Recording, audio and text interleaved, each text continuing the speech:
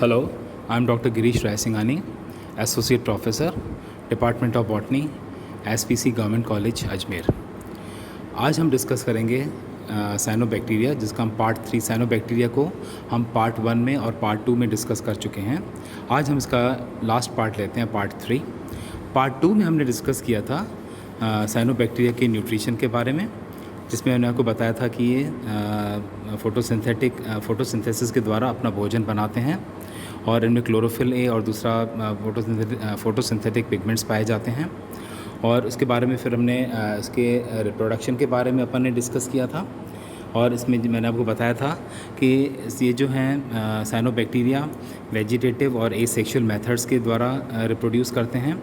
और जो है बहुत कॉमन जो है वो वेजिटेटिव मेथड होता है इनका रिप्रोडक्शन का।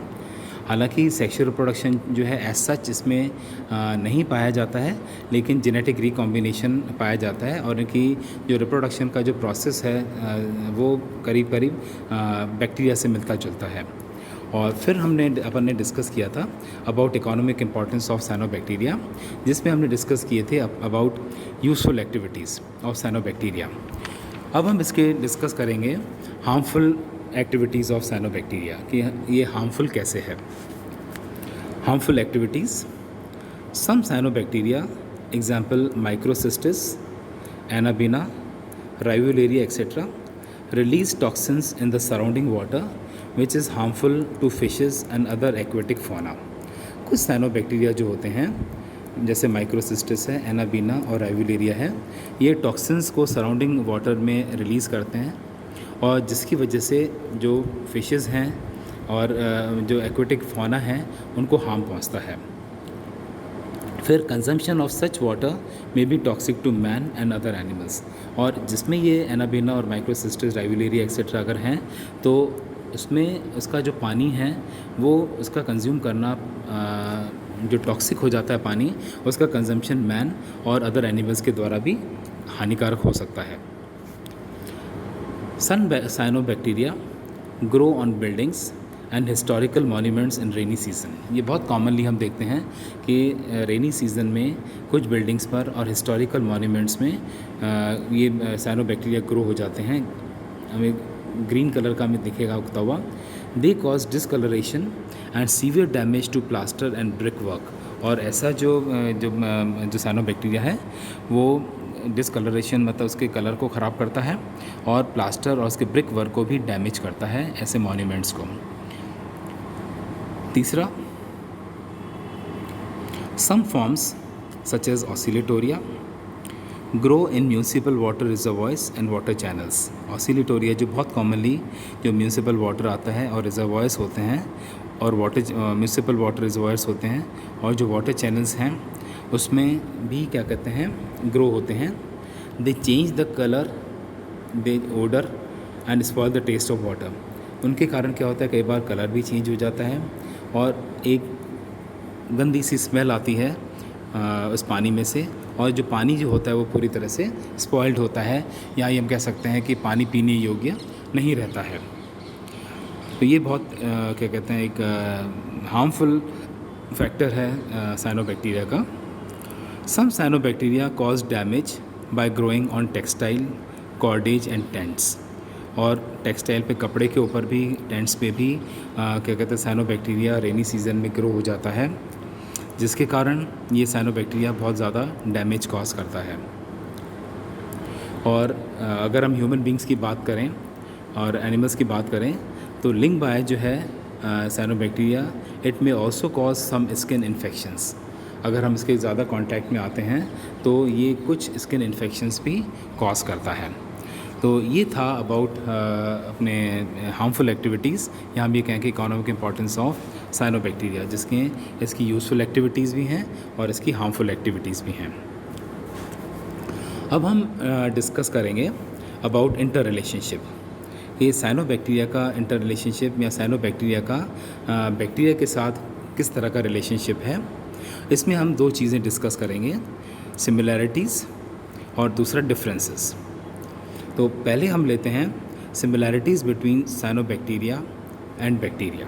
बैक्टीरिया और साइनोबैक्टीरिया के बीच में समानताएं क्या हैं। पहला, both the groups include unicellular organisms. दोनों के ग्रुप में यूनिसेल्यूलर एक कोशिकीय ऑर्गेनिजम्स पाए जाते हैं होते हैं। Both organisms are devoid of true nucleus with definite nuclear envelope and nucleolus. दोनों ऑर्गेनिज्म जो होते हैं ट्रू न्यूक्लियस नहीं पाया जाता है उसमें, क्योंकि प्रोकैरियोटिक हैं ये। Both organisms are devoid of true nucleus with इसमें न्यूक्लियर एनवलप नहीं होता है और न्यूक्लियोलस भी नहीं पाया जाता। The nuclear material remains dispersed in the central region called nucleoid. जो न्यूक्लियर मटीरियल होता है वो बीच के अंदर सेंट्रल रीजन के अंदर एकत्रित रहता है, जिसको हम न्यूक्लियोइड कहते हैं। और दोनों जो हैं साइनोबैक्टीरिया और बैक्टीरिया दोनों ही प्रोकैरियोटिक होते हैं। इनमें दोनों में the DNA and RNA molecules are not associated with nuclear proteins, that is histones. Histones से न्यूक्लियर प्रोटीन से एसोसिएटेड डीएनए और आरएनए नहीं होता है। Small circular DNA segments that means plasmids, जिनको हम स्मॉल डीएनए सेगमेंट्स को जिनको हम प्लाज्मिड्स भी कहते हैं, are present in addition to nucleoid. Nucleoid के साथ साथ प्लाज्मिड्स भी पाए जाते हैं दोनों में। Both the organisms possess 70S ribosomes. 70S ribosomes होते हैं दोनों ऑर्गेनिजम्स में। The cell wall is made up of peptidoglycan. Peptidoglycan की सेल वॉल बनी होती है। ये कुछ सिमिलैरिटीज़ हैं बिटवीन साइनोबैक्टीरिया एंड बैक्टीरिया। अब हम बात करते हैं about differences between cyanobacteria and bacteria.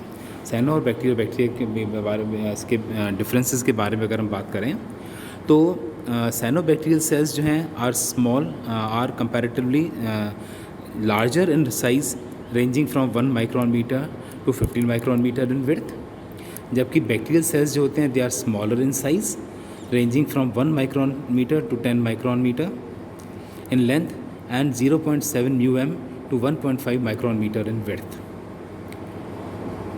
दूसरा, cyanobacteria they do not possess flagella, जबकि बैक्टीरिया में most of the bacteria they possess flagella. बहुत इंपॉर्टेंट डिफरेंस है कि फ्लैजिला साइनोबैक्टीरिया में नहीं पाया जाता है, जबकि बैक्टीरिया के अंदर मोस्ट ऑफ द बैक्टीरिया में फ्लैजिला पाए जाते हैं। Cyanobacteria are autotrophic, they synthesise their own organic food by photosynthesis. Cyanobacteria जो होते हैं ऑटोट्रॉफिक होते हैं और अपना फूड जो है फोटोसिंथेसिस के द्वारा ऑर्गेनिक फूड खुद ही सिंथेसाइज करते हैं, जबकि most of the bacteria are either saprophytic होते हैं, डेड ऑर्गेनिक मैटर के ऊपर पाए जाते हैं, पैरासिटिक होते हैं या कीमोसिंथेटिक होते हैं। जबकि कुछ ही जो होते हैं, मतलब जो बैक्टीरिया हैं अलग तरह के होते हैं, सैप्रोफिटिक भी, पैरासिटिक जो लिविंग ऑर्गेनिजम्स के ऊपर भी पाए जाते हैं, और लेकिन कुछ ही जो बैक्टीरिया हैं वो फोटोसिंथेटिक होते हैं। चौथा जो डिफरेंस है, the main photosynthetic pigment is chlorophyll A. Cyanobacteria में जो मेन क्लोरोफिल पिगमेंट होता है वो फोटोसिंथेटिक पिगमेंट होता है वो क्लोरोफिल ए होता है, जबकि बैक्टीरिया में photosynthetic pigment in photosynthetic bacteria is bacterio chlorophyll. जो इसमें क्लोरोफिल पाया जाता है बैक्टीरिया के अंदर वो बैक्टीरियो क्लोरोफिल होता है। तो ये डिफरेंस है इसका। फिर साइनोबैक्टीरिया में during photosynthesis photo oxidation of water occurs and they evolve oxygen, जिसका मतलब है ऑक्सीजेनिक फोटोसिंथेसिस। इसमें ऑक्सीजन इवॉल्व होती है, वाटर का फोटो ऑक्सीडेशन होता है, और साइनोबैक्टीरिया में ऑक्सीजन इवॉल्व होती है, जबकि बैक्टीरिया के अंदर photo oxidation of water does not occur, इसमें फोटो ऑक्सीडेशन पानी में का नहीं होता है, and they do not evolve oxygen, ये ऑक्सीजन इवॉल्व नहीं करते हैं, जिसको हम बोलते हैं एनऑक्सीजेनिक फोटोसिंथेसिस। तो इन दोनों के बीच में फोटोसिंथेसिस का इस तरह का डिफरेंस पाया जाता है। नेक्स्ट, साइनोबैक्टीरिया जो होता है इसमें reserve food material is cyanophycean starch. Cyanophycean starch होता है रिजर्व फूड मटेरियल साइनोबैक्टीरिया में, जबकि बैक्टीरिया में reserve food material is glycogen. इसमें बैक्टीरिया के अंदर रिजर्व फूड मटेरियल जो होता है ग्लाइकोजन होता है। लास्ट जो डिफरेंस है, वो है spore formation is not commonly endogenous. इसमें जो स्पोर फॉर्मेशन होता है साइनोबैक्टीरिया के अंदर, ये कॉमनली एंडोजीनियस नहीं होता है, जबकि बैक्टीरिया के अंदर spore formation is endogenous. So these are some of the similarities and differences between the cyanobacteria, या ये हम कह सकते हैं कि interrelationship between cyanobacteria and bacteria.